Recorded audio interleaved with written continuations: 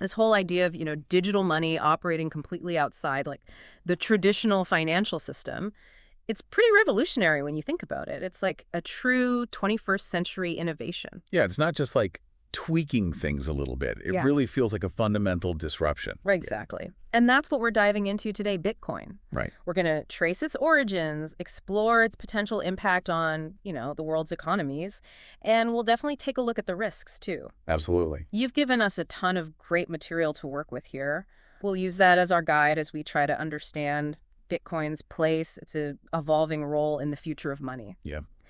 Really, our goal today is to cut through all the noise and hype surrounding Bitcoin, all those headlines, and just focus on the essential information so you can all have a clearer picture of what it's all about. It's so easy to get lost in all that noise, Totally. So, So, to get us started, let's rewind back to 2008. okay. A year I think a lot of people remember for the global financial crisis. Right. It felt like the whole world was questioning, the foundations of traditional finance. Oh, absolutely. I mean, think about the bailouts of those huge banks, right? Yeah. That really showed the weaknesses, like the moral hazard built into the system. Hmm. And it made a lot of people want a system where that kind of intervention just wouldn't be possible. Right. People lost trust in those big institutions, central banks, the fees, the lack of transparency. Yeah. You know? Yeah. And then, right in the middle of all that chaos, we have this mysterious figure, Satoshi Nakamoto, appearing out of nowhere and publishing the Bitcoin white paper. Bitcoin, a peer-to-peer electronic cash system. It's like something out of, a futuristic tech thriller. Yeah, it really does. So what was the big idea? Well, the main point, and it was radical at the time, was to create a digital currency that could operate completely independently, independent from banks, governments, everyone. Wow. The goal was to let people make online transactions directly, peer-to-peer, no middlemen. So it's not just about, making digital payments easier. It's really about control, isn't it? Who controls our financial system? Exactly. That's the key difference. Okay, so we have this concept laid out in the white paper. But how does it actually work? We hear this term blockchain all the time. What are the underlying mechanics that make Bitcoin tick? Well, blockchain is the core technology, the foundation. Imagine like a giant digital ledger, a record book, that keeps track of every single Bitcoin transaction ever made. Okay. But here's the really cool part. That ledger isn't stored in one place. It's not like a bank's database. Right. It's distributed across a huge network of computers all over the world. Ah, so that's where the decentralized part comes in. Exactly. And that decentralization is what makes it so secure. Because the whole history of transactions is spread out like that, there's no single point of failure, no one place to hack or shut down. I see, that's clever. But how are these transactions verified then, and how do they get added to this shared record book? Right, good question. So that's where the nodes come in. These nodes are basically like volunteer record keepers all around the world. Okay. They all run the Bitcoin software, and they're constantly checking and validating new transactions, making sure they follow the rules. The rules of the network. Yeah, the rules built into the Bitcoin software. Got it. And once a batch of transactions is confirmed, it's grouped together into a block. Uh-huh. And that block is added to the existing chain of blocks. That's where the name blockchain comes from. And the entire thing, this whole ledger, is public. Anyone can look at the history of transactions, but you only see the Bitcoin addresses, not the actual people behind them. So it's transparent about what happened, but not necessarily who was involved. Right.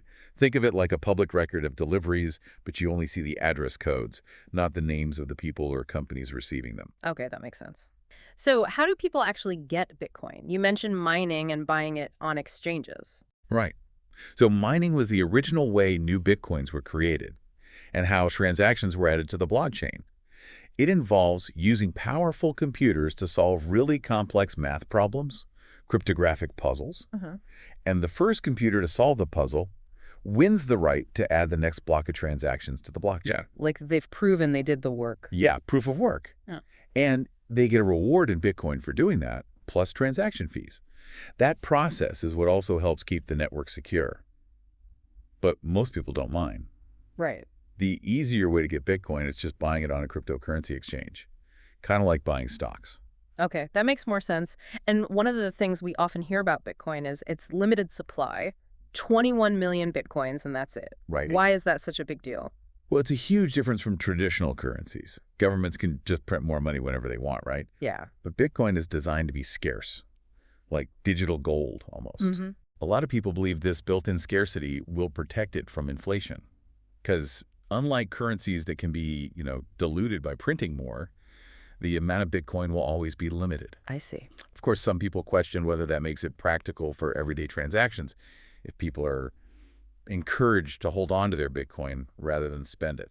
Right, that's interesting. It's a big debate. So let's shift gears a bit and talk about the potential impact of Bitcoin on, the global economy as a whole.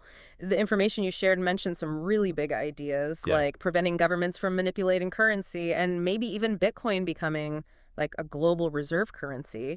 That would be a huge change. Yeah, those are some of the big potential implications, and the decentralization we talked about earlier is key to all of that. The argument is that if no one entity can control the supply of a currency, it's way harder for governments to manipulate it for their own benefit or, to cause inflation through their policies.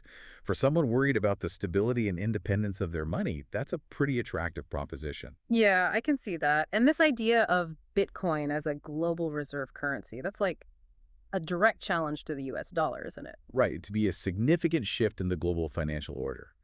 The thinking is that because Bitcoin isn't controlled by any one country, it could be a more neutral and secure way to store value globally. And because it's all online, anyone with an internet connection could theoretically hold and use it no matter where they live or what their political situation is. Yeah, that's pretty powerful. And it leads right into the next point, which is financial inclusion. Bitcoin could give access to financial services to billions of people who don't have bank accounts, right? They could do it all through their smartphones. Exactly. In so many parts of the world, traditional banking is either very limited or really expensive. Bitcoin, because it can have lower transaction fees and can be accessed through mobile devices, could open up financial services to people who are currently excluded. It could give them a way to participate in the global economy more fully. That's an amazing potential benefit. Yeah, But definitely. it's not all sunshine and roses, right? We have to acknowledge the risks. Right. The price volatility alone seems like a huge obstacle to Bitcoin becoming a stable everyday currency. Absolutely. Those big, unpredictable price swings we've seen are a major concern.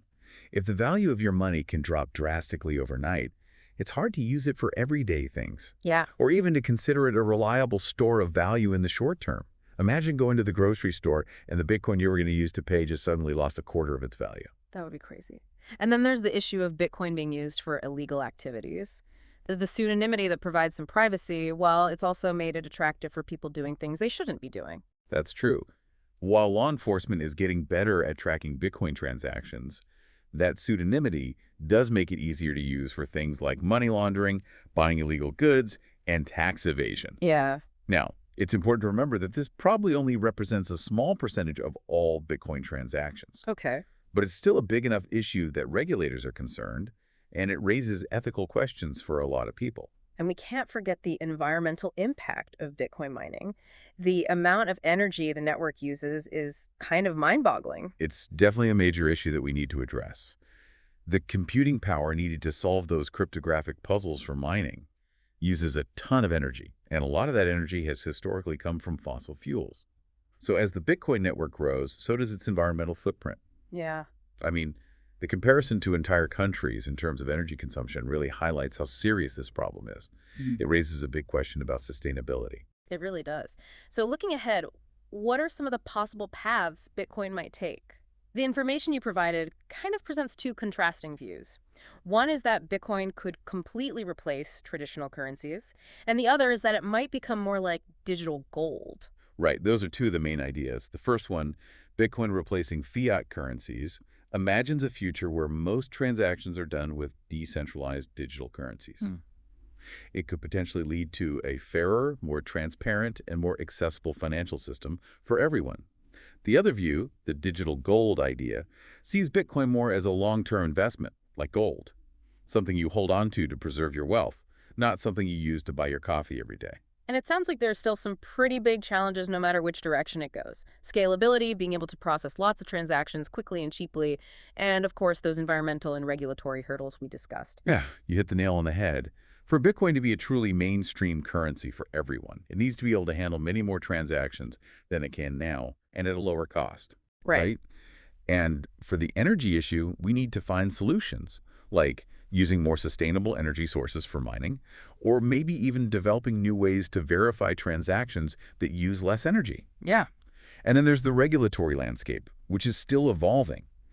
Governments are trying to figure out how to approach cryptocurrencies, how to regulate them. It's all happening so fast. It is. But even with all these uncertainties and challenges, I think it's fair to say that Bitcoin has already had a huge impact. Just by starting this global conversation about what money really is and how important decentralization might be for our financial system. Oh, absolutely. Whether or not it ends up becoming the dominant form of money, Bitcoin has definitely made us rethink some fundamental questions about how we store and exchange value in the digital age, about trust, and a lot more. It's opened up possibilities and challenges that, honestly, no one was really thinking about just a few decades ago. So, as we wrap up this deep dive, it's clear that Bitcoin is much more than just a volatile digital asset. It represents potentially a fundamental shift in how we think about money, who controls it, and how wealth might be distributed in the future. Yeah, I think that's a great summary. There's no denying the potential for change, both in finance and in how wealth is spread around the world. But we also have to be aware of the risks that come with any new technology, especially one that's groundbreaking. Absolutely. And it feels like we're just at the beginning of this story. The questions about regulation, scalability, and environmental impact are only going to become more important as Bitcoin and blockchain technology continue to develop. Definitely. It's a constantly evolving landscape. So, for everyone listening, I think the key takeaway is this. Whether you're ready to jump into the world of crypto or not, Bitcoin's influence on the future of finance is becoming harder and harder to ignore. Yeah, It's a topic that deserves our attention and further exploration as these concepts continue to evolve and reshape our financial world. I agree. Thanks for joining us on this deep dive. Yeah, it was great to be here. We'll catch you next time. See you then.